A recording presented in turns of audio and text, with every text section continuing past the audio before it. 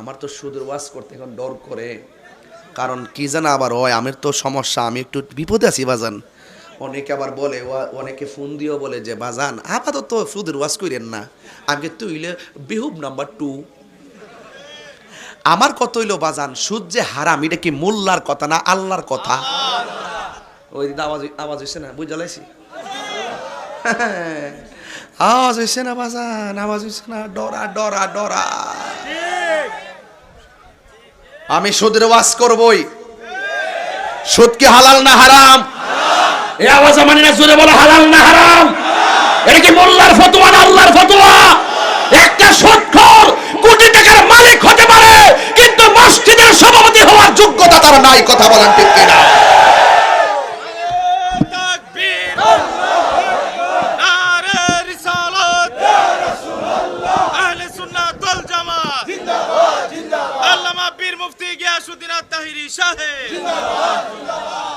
সুদ করে শাস্তি আসেনি?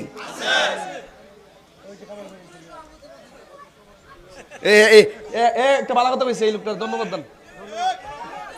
সুদ করে টান্না নিয়ে মসজিদের সভাপতি বানা, এটা ভালো কথা বলছে, তোমাকে ধন্যবাদ। তাই একটা রং ছ দিয়ে দাও। হক কথা কইতে কলজা লাগে, কলজা কলজা। হক কথা কইতে হিম্মত লাগে, হক কথা বলতে সাহস লাগে, আরে হক কথা বলতে ঈমানের চেতনা লাগে। আর আমরা তো হক কথা শিখেছি বদরের রক্তের স্রোত থেকে, আমরা তো বদরের হক কথা বলতে শিখেছি উহুদের জমিনে সাহাবায়ে কেরামের রক্তের স্রোতের ধারা থেকে। আমরা তো হক কথা শিখেছি তায়েফের জমিনে আল্লাহর হাবিবের রক্ত মুবারকের স্রোতের ধারা থেকে। আমরা হক কথা শিখেছি শুহাদায়ে কারবালা থেকে। কথা বলেন ঠিক কিনা?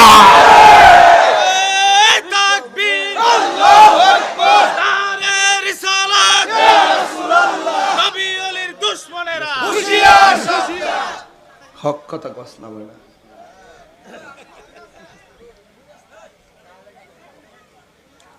যে জান্না সত্য গোপন করে হে মুমিন হইব দূরের কথা, মুসলমান হই না। কি হবে বেঁচে থেকে বাজান কইতাম নিও।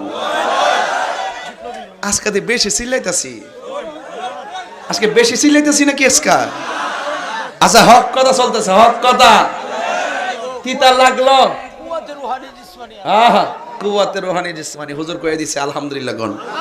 কি হবে বেঁচে থেকে, কি হবে বেঁচে থেকে অযথা বিদ্যা শিখে যদি না গড়তে পারি সুদ মুক্ত সমাজটাকে। ভয় পাচ্ছে, জোরে বলতে হবে ঠিক, আরো জোরে। কি হবে বেঁচে থেকে অযথা বিদ্যা শিখে যদি না গড়তে পারি মাদক মুক্ত সমাজটাকে। কি হবে আকাশ, কি হবে আলেম হয়ে ইমাম সাজে বক্তা হয়ে সমাজেতে যদি না হক কথা উচ্চ সুরে না বলিতে। কি হবে আলেম হয়ে ইমাম হয়ে বক্তা সাজে পিসাব হয়ে সমাজেতে যদি না হক কথা উচ্চ সুরে না বলিতে। চাকরি বই করো যদি ছেড়ে দাওই না গদি, চাকরি বই করো যদি ছেড়ে দাওই না গদি।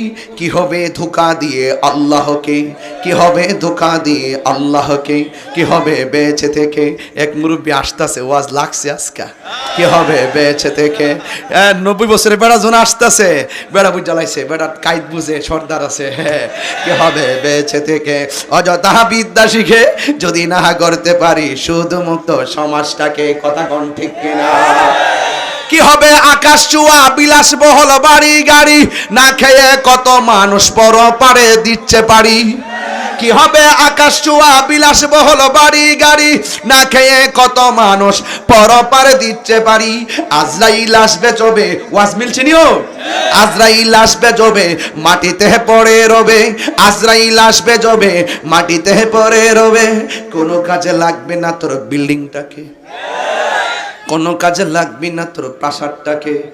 কি হবে বেঁচে থেকে অযথা বিদ্যা শিখে যদি না গড়তে পারি সুদ মুক্ত সমাজটাকে, যদি না গড়তে পারি নেশা মুক্ত সমাজটাকে। এ গাঞ্জুর দ্বারা শুনো, যারা গাঞ্জা খায়া মাহফিলের মধ্যে আসছো শুনো, জবান যদি পবিত্র থাকে ওই জবানের দাম আছে না নাই? হালাল খাওয়ার পরে যেই গায়ে রক্ত পয়দা হয় ওই রক্তের দাম আছে না নাই?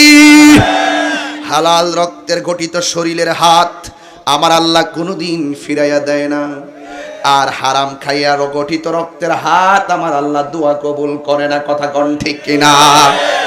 আপনার স্বাধীনতা আছে, এখন মনে চাইলে বাড়ি যাইতে পারবেন, কেউ আপনার বাধা দিব না। আবার মন চাইলে বসে থাকতে পারবেন, কেউ আপনাকে নিষেধ করব না। কিন্তু আমার কথাগুলো উড়াইয়া ফালাইয়া দিন না। এই দেশের মধ্যে নিকলির জমিনে, কিশোরগঞ্জের জমিনে, জয়কার জমিনে যতগুলা বড় লোক ছিল, অনেক টাকার মালিক, এরা যদি সুষম বন্টন নীতির আলোকে আল্লাহর বিধান যাকাত যদি গরিবের ঘরে ঘরে পৌঁছাইয়া দিত, একটা মানুষ সুদের লেনদেন করত না। কথা বলেন ঠিক কিনা? কথা সঠিক কিনা বলেন না? 10 টাকা দেয় না, 20 টাকার জারি মারে। এ আবার সুদের টেহা বাড়লে যাকাতের কাপড় দে, দাম 70 টাকা, 70 টাকা। একবার দইলে আরেকবার লুসুইন। আবার মাইকিং করে এবং সাপ যাকাতের টাকা দিবে। সাপ বলার করে সাপ বলা, এটা সাপ না, এটা হইলো ওই তাহলে মানুষকে দেখাই না সাপ। তুমি সত্যিকার সাপ ও হ্যাঁ কি থাকো? আরে বাপরে, আজকাল দুনিয়ার মানুষ আইছে, ভ্যারাইটিস লোক আইছে। তাহলে আমার ওয়াজ তো জমছই, লাইন তো পড়ছে দেখা যায় ওয়াজটা। আমি তো এক লাইনে যাইলাম বলে ভাবলাম যে না, সবার একটা খোরাক দেওয়া যায়। হ্যাঁ গেছে 1500। ইদানিং দেখতেছি বিডিআই তো টিহা লাগা। আজকে যে মহিলাটি বড় গলা কথা কইনি, সবটি জামাইয়ের টিহা দিয়া সুদের টিহা লাগায়া নিজে আলাদা একটা টিহার ব্যালেন্স কইরা জামাইরে থ্রেট মারে। কি তা মনে করো?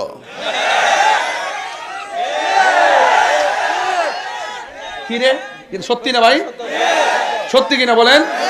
একটা তো মনে রাখবেন, হারামের মধ্যে কোনো আরাম, হারামের মধ্যে আরাম। জয়কা যদি আবার আয় আপনাকে অসুবিধা দিব। আচ্ছা দেখা যাক কোন জায়গা দাওয়াত আছে। ওই যে এটা আরেক বড় দিতে পুরো, এটা পুরো হুসাইনি পাগল। আমার কনফারেন্স ডেট দিন তাহলে আগামী সপ্তাহ। এবার বুঝেন কত বড় ভয়ঙ্কর। আগামী সপ্তাহে বলি আবার আইলে জানি তো, চিন্তিত।